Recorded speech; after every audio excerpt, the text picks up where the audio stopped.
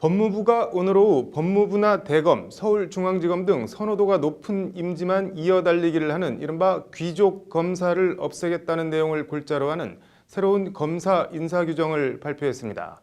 어떤 내용들이 담겼는지 신세아 기자가 전해드립니다. 법무부, 대검, 서울중앙지검 등 선호 임지에서만 연이어 근무하는 이른바 서울 귀족검사가 앞으로는 사라질 것으로 보입니다.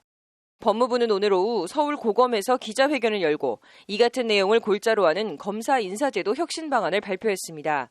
새로운 검사 인사 규정은 먼저 평검사들이 서울중앙지검 등 수도권 근무지에서 3연속 근무할 수 없도록 못 박았습니다. 기존에는 수도권청에서 근무하고 법무부나 대검을 거쳐 서울 소재 검찰청에서 근무하는 것이 가능했지만 이제는 반드시 지방청 근무를 해야 합니다.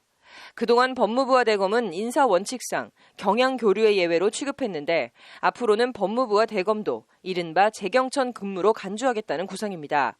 나아가 법무부와 대검 근무 자체도 까다로워집니다.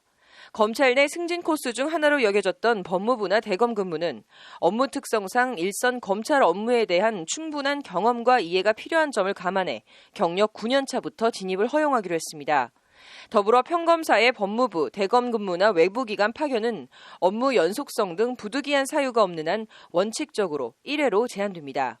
일선 검찰 업무를 중시하고 기획부서 근무 기회를 균등하게 부여하겠다는 것이 법무부 설명입니다.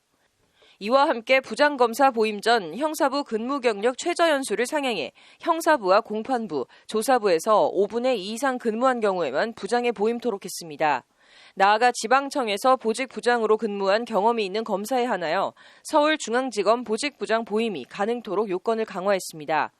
지방청 근무나 일선 형사부 검사들의 상대적 박탈감을 해소하겠다는 취지로 요약하면 인사를 통한 검사 줄세우기 관행을 뿌리 뽑아 공정하고 중립적인 검찰을 만들겠다는 구상입니다.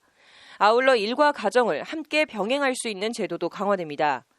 남성 검사도 여성 검사와 마찬가지로 육아 목적으로 같은 검찰청에서 근무기간 연장을 희망할 경우 2년 더 연장할 수 있게 됐습니다. 또 생활 근거지가 지방인 경우 최대 8년까지 같은 고등검찰청 소속의 여러 검찰청에서 근무할 수 있도록 제한적 장기 근속제도 만들어졌습니다.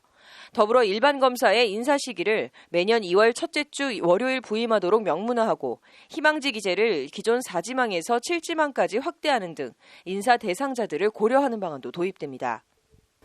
법무부는 오늘 발표한 검사 인사규정 법제화 작업을 올해 안에 마무리 짓고 이르면 내년 2월 정기 인사부터 새로운 인사규정을 적용할 예정입니다.